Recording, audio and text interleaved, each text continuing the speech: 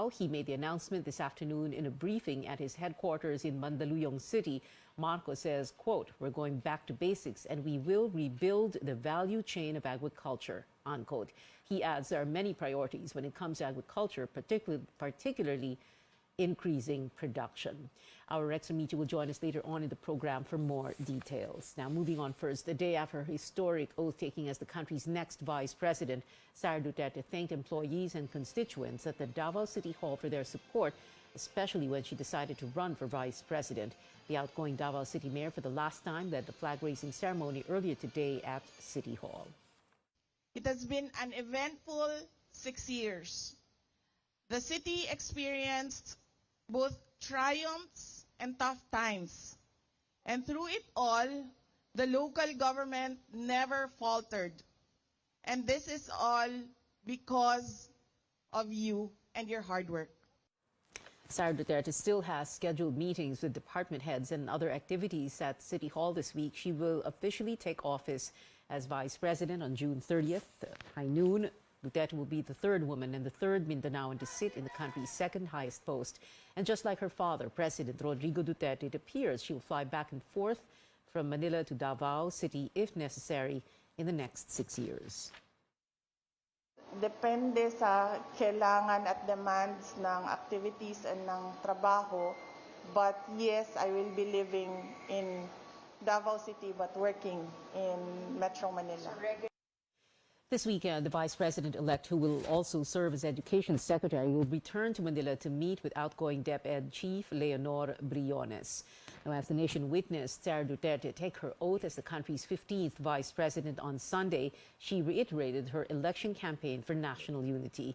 But her inaugural speech, which she said she wrote herself, also reflected some very personal issues, including her relationship with her father. That and other highlights from senior correspondent David Santos.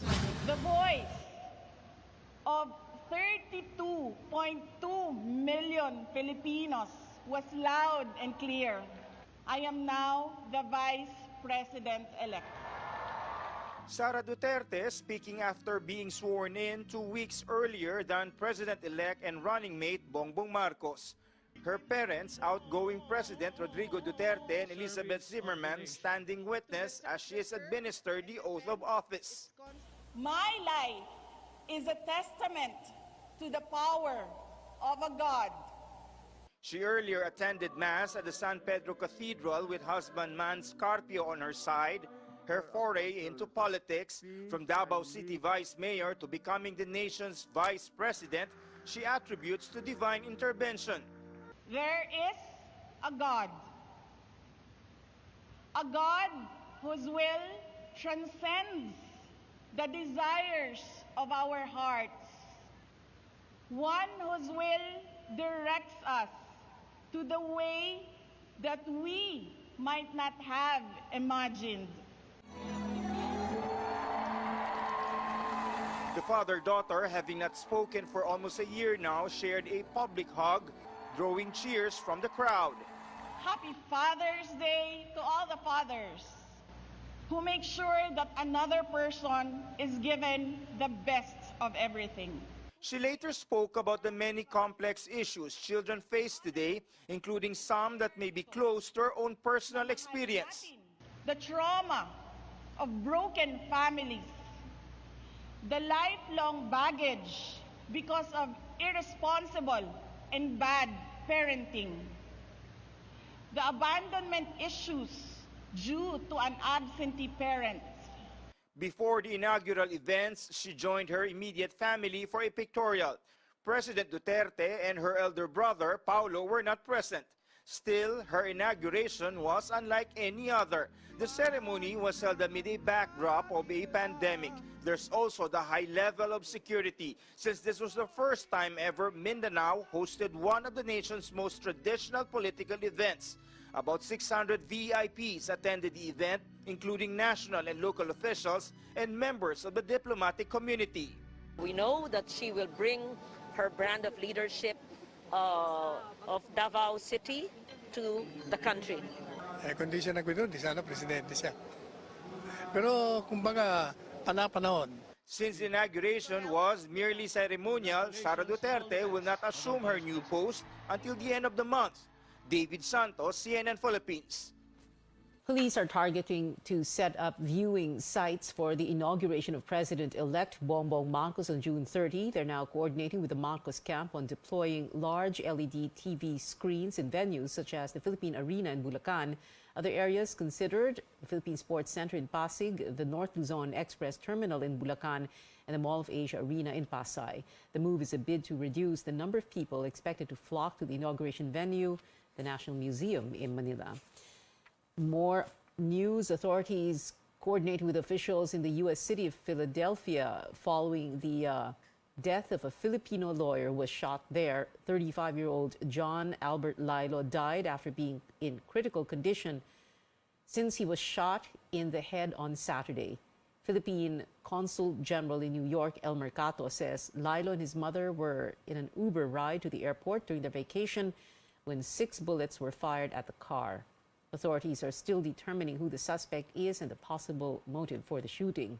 Lilo was supervising legislative lawyer in the Senate from 2016 to 2018 and served in the offices of former Senator Manuel Roas II and detained Senator Laila de Lima.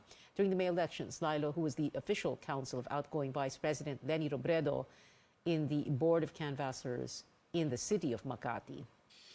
More stories when we come back. The President-elect says he will be heading the Agriculture Department. We have more about this development from Rex Media Live. And the Health Department reminds the public to keep their guards up as the rise in cases could mark the beginning of another COVID-19 surge. Stay tuned to Newsnight.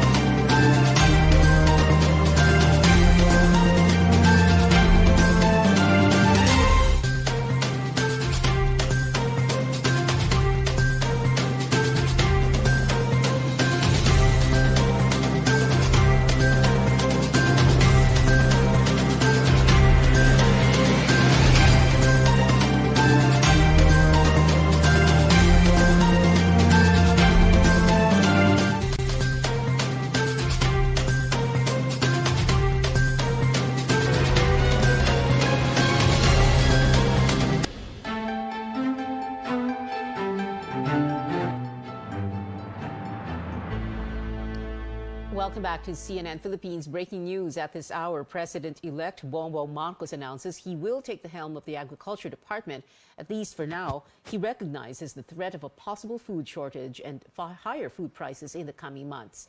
Our Rex Umiti joins us live from the Marcos headquarters in Mandaluyong City. Rex, how does he plan to respond to these challenges? Well, first, increasing agricultural production during the planting season in the coming months. He's hoping that more yield will translate into lower food prices.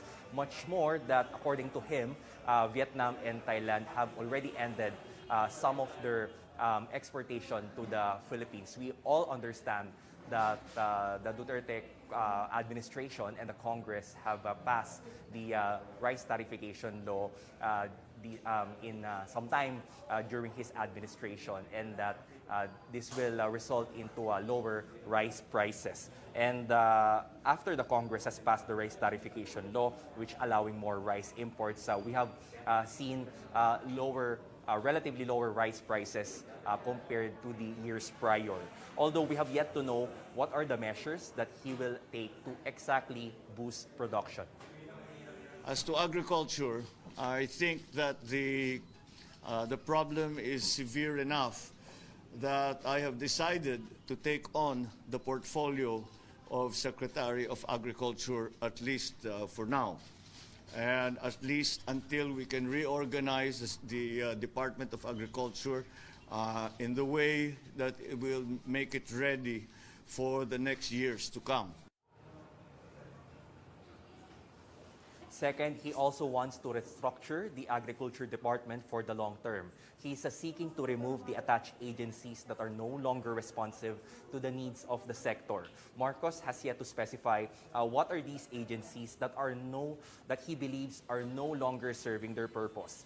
Third, more assistance for those who will be affected by higher food and oil prices. The President-elect is not keen on suspending the excise tax on oil products. He explains he would rather give aid for those who will be affected by the spiking commodity prices. BBM would like to specifically help those who will be immediately affected by higher prices. Aside from giving more aid or ayuda, Marcos also wants to speed up the National ID program, which he says will be important to distribute aid to more beneficiaries. Pia. Rex Remigio there reporting from the Marcos headquarters in Mandaluyong City. Well, when Sara Duterte assumes the vice presidency on June 30th, she will be dealing with issues hounding the Education Department, which she will lead. A day after her inauguration in Davao City, the vice president-elect speaks out about some of her priorities as education chief, including reiterating her support for mandatory military training. Our David Santos reports. When VP-elect Sara Duterte takes over the education portfolio, among her top priorities, bring back full in-person learning when schools reopen in August. We are targeting that, yes. Over a third of the total number of public schools have started holding face-to-face classes. In contrast, only about 1 in every 10 private schools have followed suit. Teachers groups have been urging the government to gradually scrap remote learning and let kids head back to classrooms. Sa tingin namin, hindi na ito dapat i-delay. Ibalik na natin yung face-to-face classes. After all, halos lahat naman ay pinapayagan na natin. Bakit yung klase sa school ay hindi pa, no? They also want the incoming education chief to look into the teachers' perennial problem, better pay. The Duterte administration did something about that, no? So we'll dovetail from what the Duterte administration did for the welfare and benefit of teachers. Another crucial issue Duterte will have to face calls to abolish the contentious K-12 program, something President-elect Bongbong Marcos has instructed her to review. That is something na kailangan pag-usapan, na it cannot be decided overnight. And despite initially getting mixed reactions on her support for mandatory military training in schools, Duterte seems to be standing her ground. This despite the fact that such a proposal will only cover students 18 and above, which is beyond the mandate of basic education. It could, however, be included among the legislative agenda of the incoming administration. I hope that it will be included since marami namang pending bills dyan sa Congress with regard to that. Duterte is set to hold a transition meeting with Secretary Liling Briones this weekend to extensively discuss the direction of the nation's education system. David Santos, CNN Philippines, Davao City.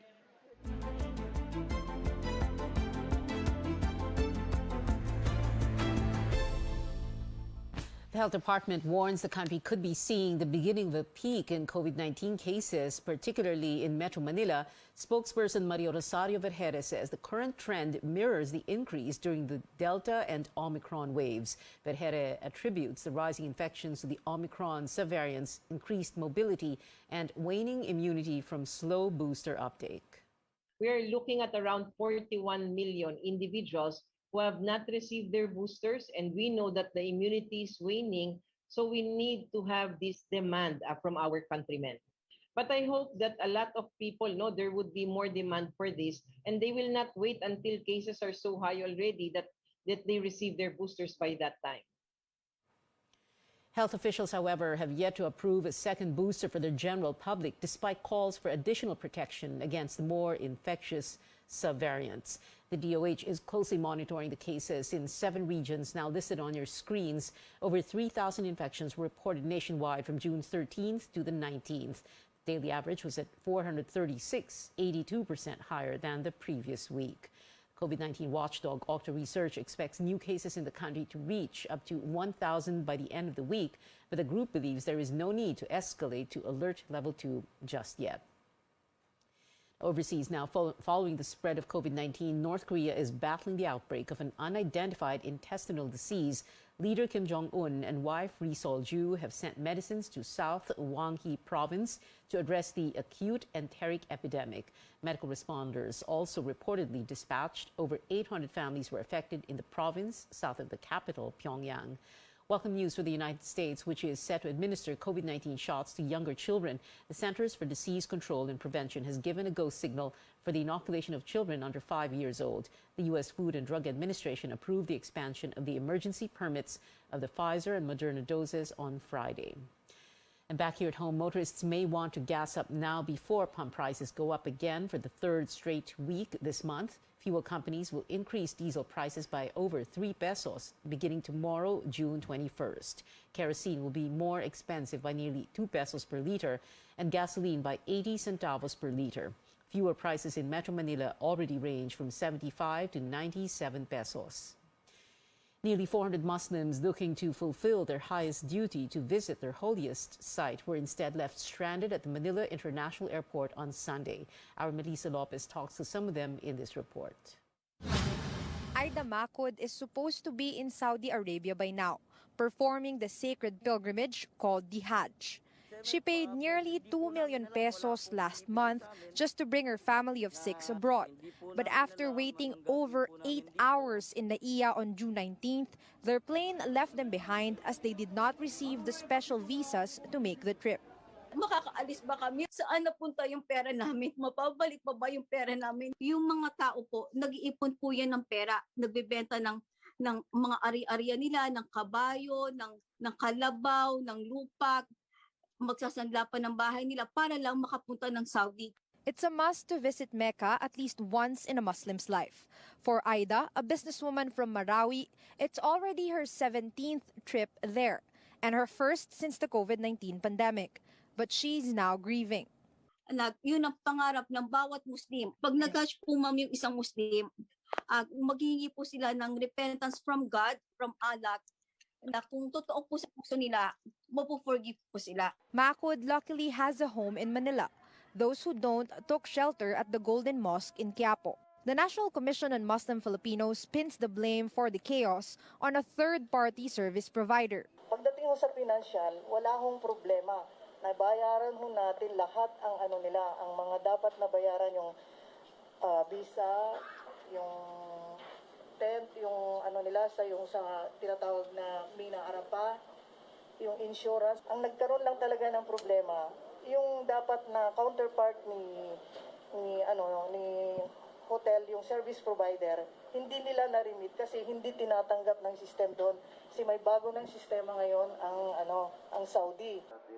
Authorities say the visas will be sorted out and the pilgrims left behind will be prioritized. Ito ay isolated case na dahil doon sa hindi natin na-anticipate yung bagong kalakaran. Magbibigay ang National Commission on Muslim Filipinos ng assistance. We will shoulder their hotels as well as their meals while they are on stranded or while they are not yet deployed for departure. Maghingi ng special flight for these people. Hindi lang doon, humingi kami ng ma-whip yung mga penalties na ipinapataw ng mga airline companies. The Muslim faithful are kept hanging as the end of Hajj season draws closer. Ang pinakagusto namin, makaalis kami ng umaga. One prayer doon is equivalent to 70,000 virtues dito. Kaya sinasamantala namin. Melissa Lopez, CNN Philippines. Entertainment updates still ahead. K-pop fans, are you ready to find your treasure here in Manila? 3 Korean acts will perform for Pinoy audiences next month. Plus, we'll give you a look at BTS's special music video for Yet to Come. Keep it here on CNN Philippines.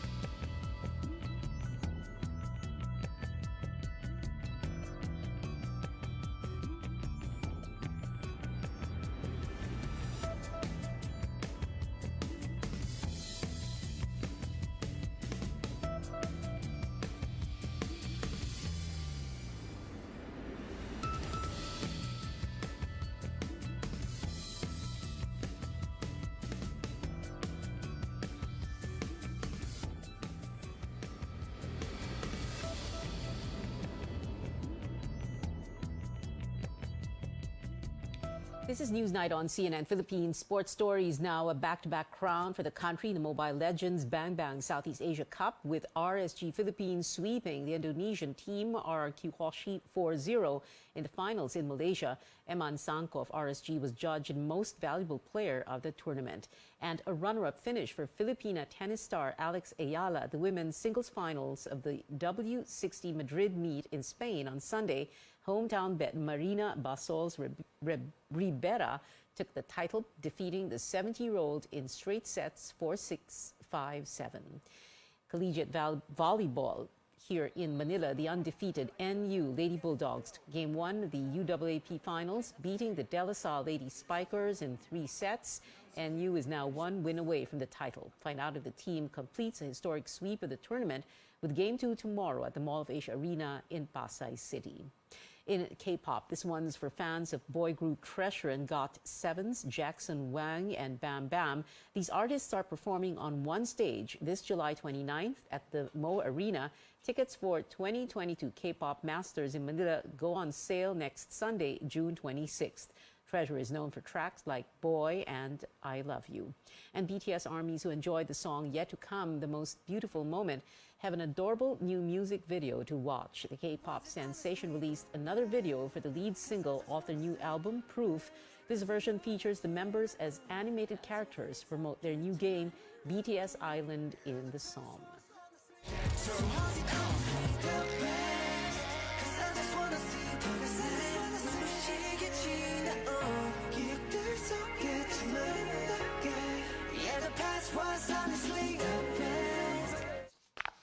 Proof has also become BTS's sixth album to top the Billboard 200 chart. The anthology debuted at #1 after selling 300,014 album units in the U.S. by June 16. And that is it for now. Join me again on News.ph at 7 p.m. I'm Pia Honteveros. Before we go, progress underway for the infrastructure sector after road projects took a back seat because of the COVID-19 pandemic. Let's watch this. The pandemic has been a flickering traffic light in the economy. Road projects had to take a back seat to curb the consequences of the health crisis. But now that infrastructure gaps are ready to be filled, driving forward on the road to progress is now green and go.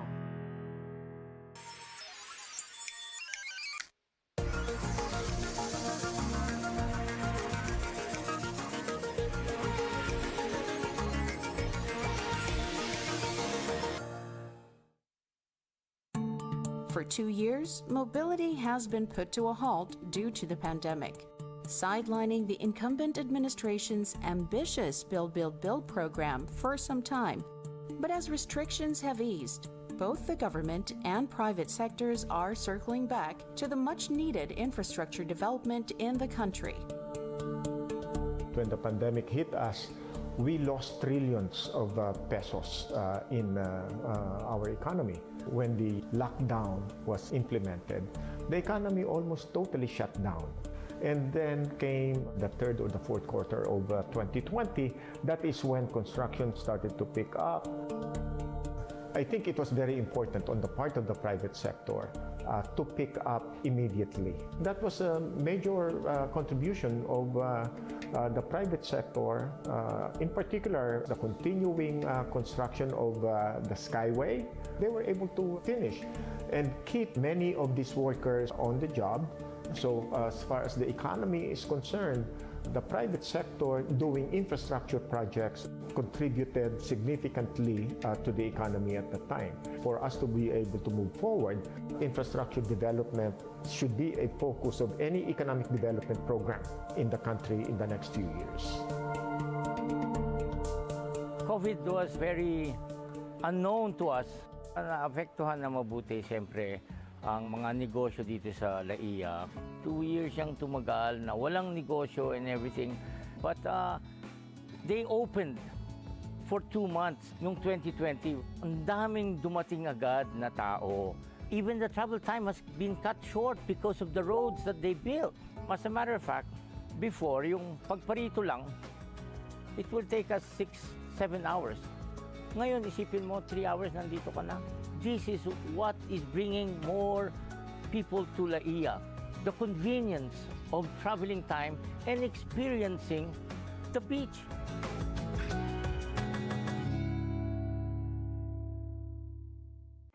San Miguel's decision to go into infrastructure development was part of its major diversification program in the late 2000s. To unlock the true economic potential of our country and enable more Filipinos to prosper, we needed to address the barriers to growth. Among them was the lack of infrastructure. The objective is to improve transportation, mobility, and accessibility in our cities by seamlessly connecting or linking up all our road and rail networks, airports, and seaports. With this, we can decongest Metro Manila, accelerate and make more efficient the transportation of people and goods, improve access between cities and provinces, develop new economic growth centers, boost our local industries, enable tourism, create more jobs and business and livelihood opportunities, and allow everyone to have a better quality of life.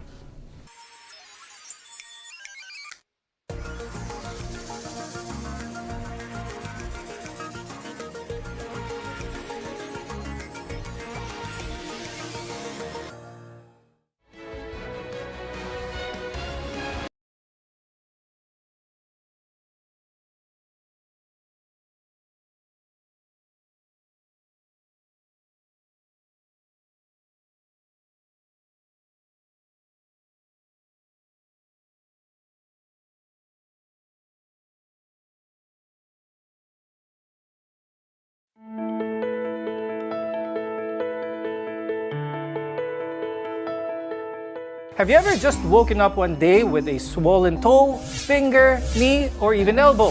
Chances are you might have gout, a common type of inflammatory arthritis.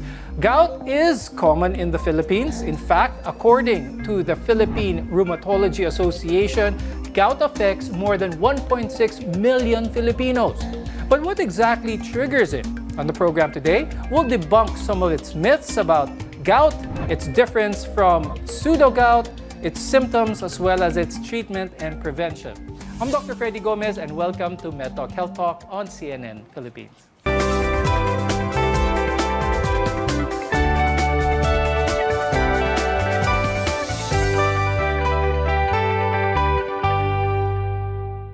To help us through this topic on gout, with us is Dr. Givenchy Marie Garcia Bonifacio. She's a rheumatologist from the Medical City.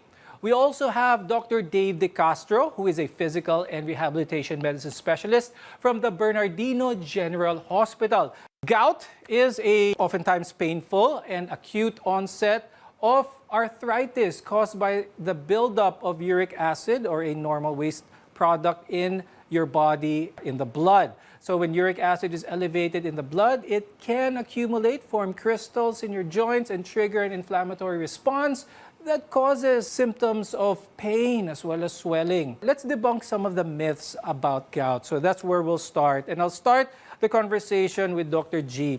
So a lot of people talk about gout and they look at diet specifically. Gout is caused by kinakain mo. Kinakain mong beans, munggo, maybe yung beer na iniinom. But let's talk about first what causes gout. Let's talk about hyperuricemia for that matter. Can you talk about that, Dr. G? Gout actually happens because of the uric acid accumulation, like you've mentioned. Certain people that are genetically predisposed to having gout, the diet also contributes to it.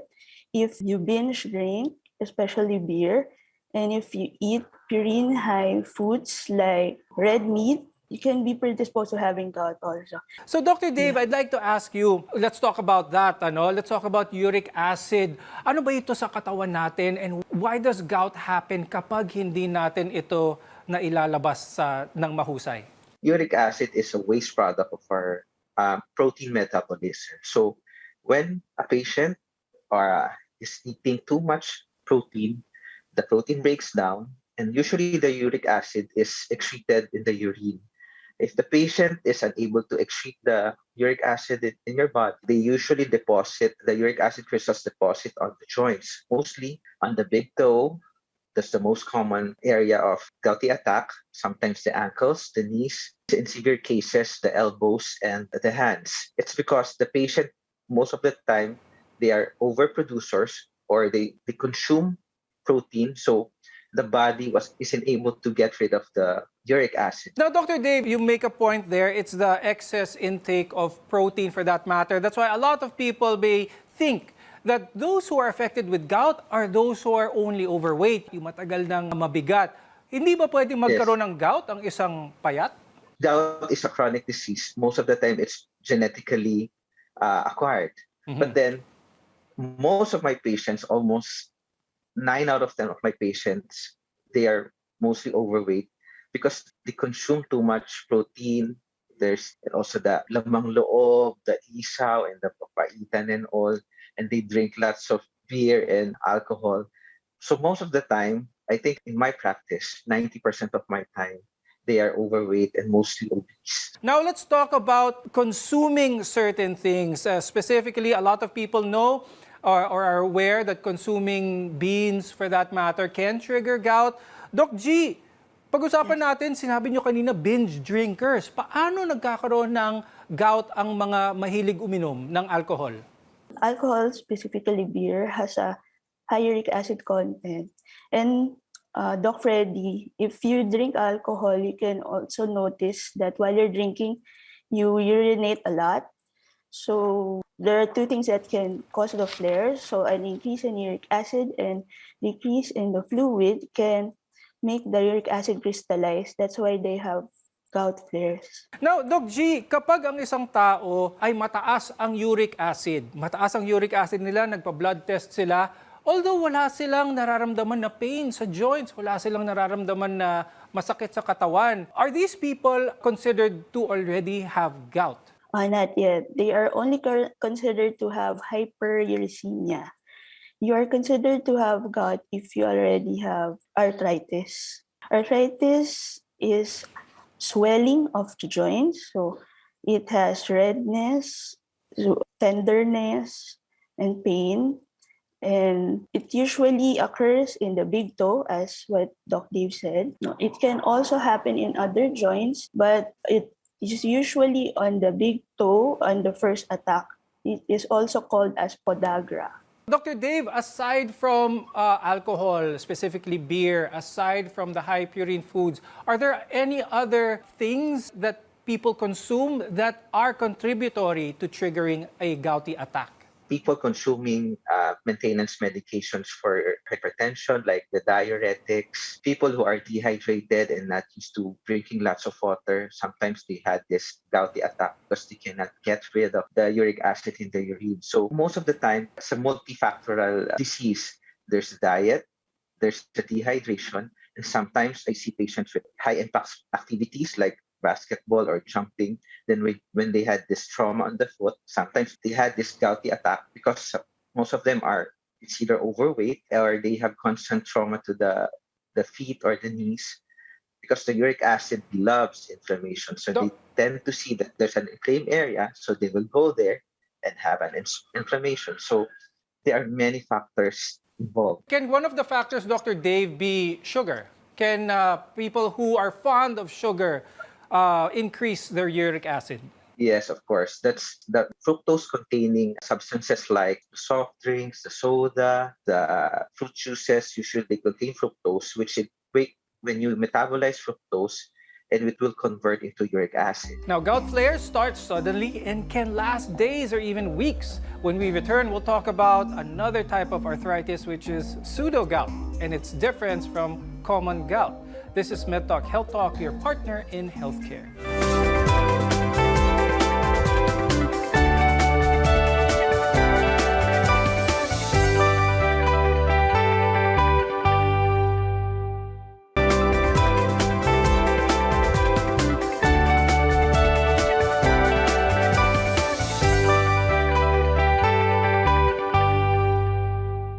I'm Dr. Freddy Gomez and welcome back to MedTalk Health Talk, where caring is our calling.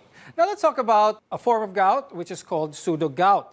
Dr. G, for those who are unfamiliar with pseudo-gout, please tell us what it is, where does it happen mostly? Pseudo-gout is a kind of arthritis that usually happens in patients who are 60 and above. And in contrast to gout, it usually occurs on the knee first, and it lasts longer. And the difference will usually be seen under the microscope. The type of crystal that causes the gout is calcium pyrophosphate. With that, Dr. Dave, pag-usapan naman natin is what happens is, or what causes the most symptoms is the accumulation of these gouty crystals, these uric acid crystals in the joints. You mentioned earlier that the most common part that starts with this is the big toe, but it can also be felt in other joints as well. Let's talk about that. When will the crystals normally form, causing the more painful symptoms? Is this something that is reversible? The symptoms usually is the patient usually comes in there's a history of too much intake of alcohol, then alcohol contains uric acid. The patient will complain of swollen foot. That the uric acid likes to stay on small joints, so that's why it's in the big foot.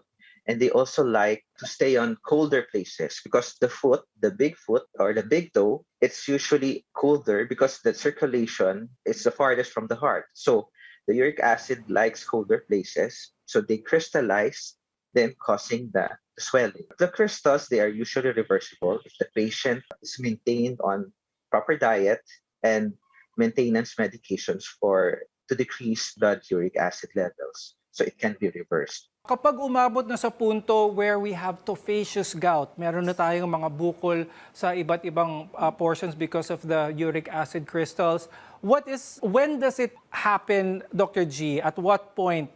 Is this something that can be prevented?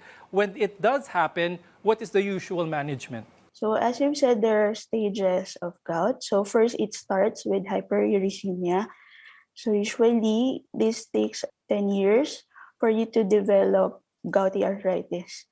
And then when you have gouty arthritis, if you still haven't controlled your uric acid levels, the uric acid will continue to accumulate on the joints, which will cause tophaceous gout or tophi.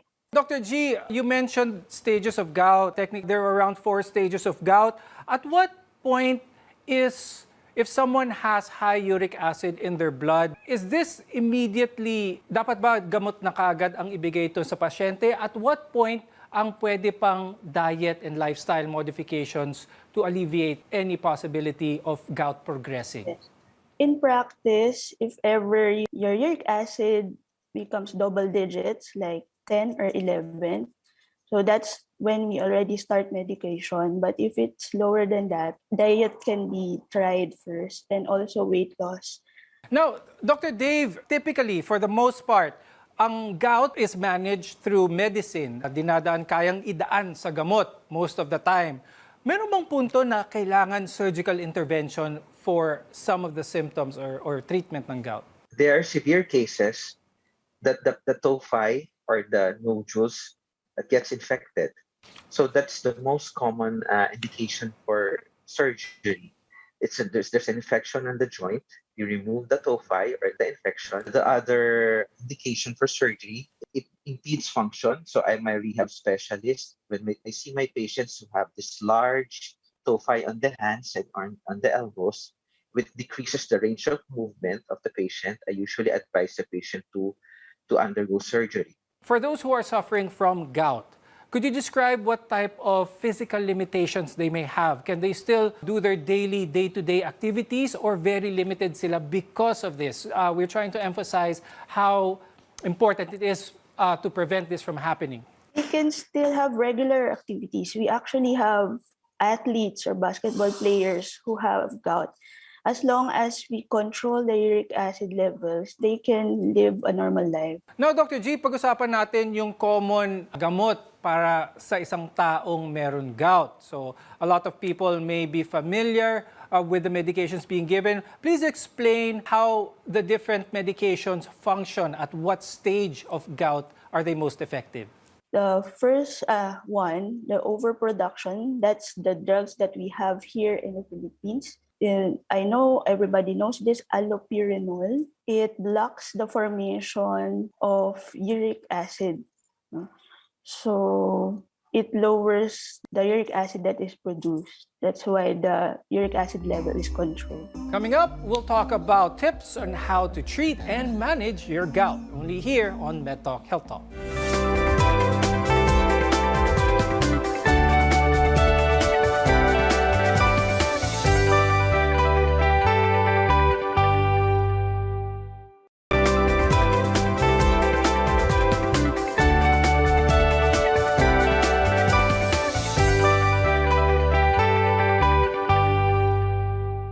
I'm Dr. Freddy Gomez, and this is MedTalk Health Talk, your partner in healthcare. So now let's continue to talk about the treatments for gout, or how to manage if you're diagnosed with gout. Dr. Dave, can you please share with us the common treatments for gout? With gouty patients, follow-up is very important in order to monitor the blood uric acid levels in the blood.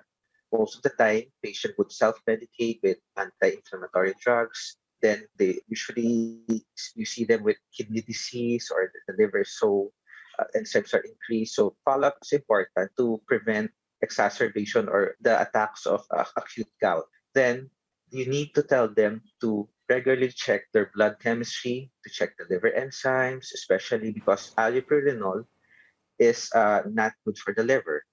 So you need to check them at least every 3 months to check the joints, to check the blood chemistry, and so you can titrate or you can adjust the dose of the medications. Are there any new studies when it comes to the treatment of gout, the management of gout, and how to manage the arthritis symptoms for that matter?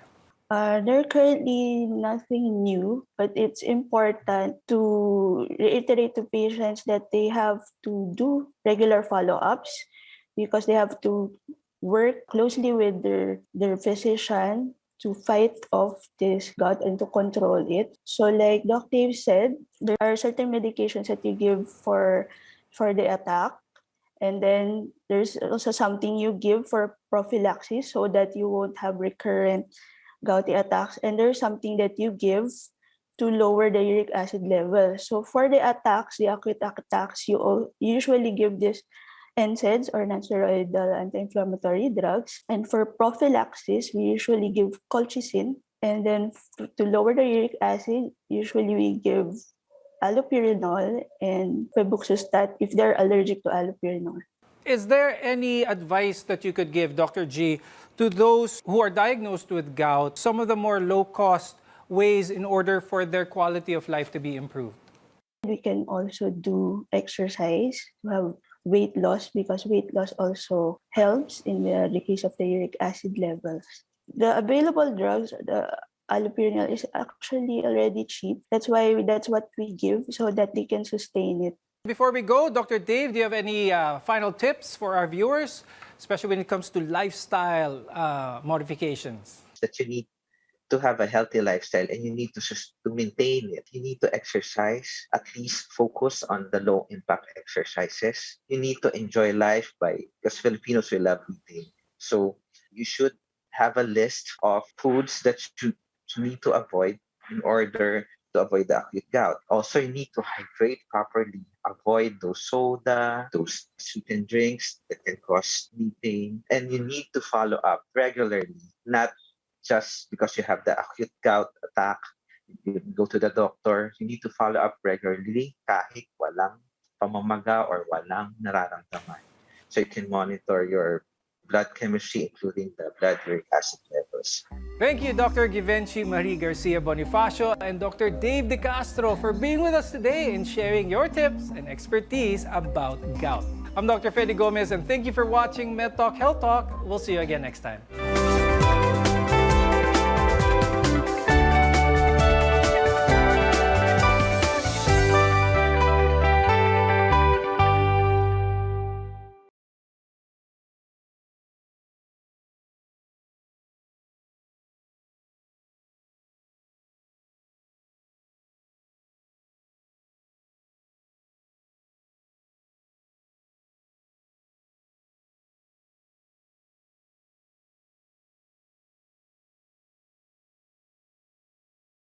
The latest. News you can use. News you can trust. Listen to Newsnight. Weekdays, 6 p.m. We now go above and beyond the headlines. Followed by MedTalk Health Talk. We'll talk about how to keep ourselves healthy during the pandemic. Politics as usual. In this country, not everything really goes according to plan, and politics is as usual. Up close and more. Catch CNN Philippines Hour on DZKI-IRIGA. Weekdays, 6 to 7 p.m.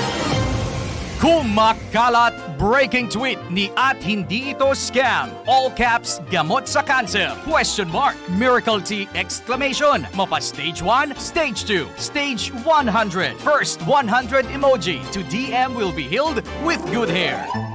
Huwag paloko, mag-fact check muna. Ang totoong balita, tunog tama, dapat tama. Isang paalaala mula sa KBP at ng istasyong ito. Click number 2. Order now. Arrow down. Arrow down. CNN Philippines Hour sa RPN-DZKI-IRIGA alas 6 hasta alas 7 ng manggi, Lunes hanggang Biyernes. CNN Philippines Hour.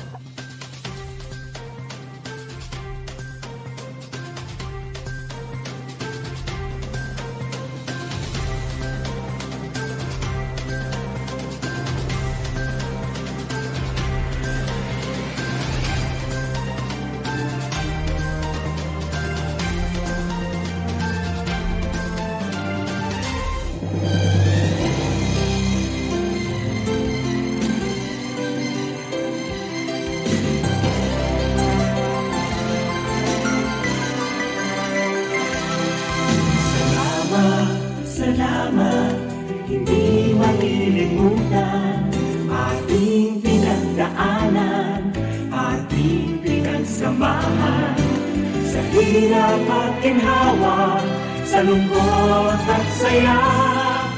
Salamat, salamat, salamat sa RPN. Noong simula pa lamang, kayo ang naging magulang.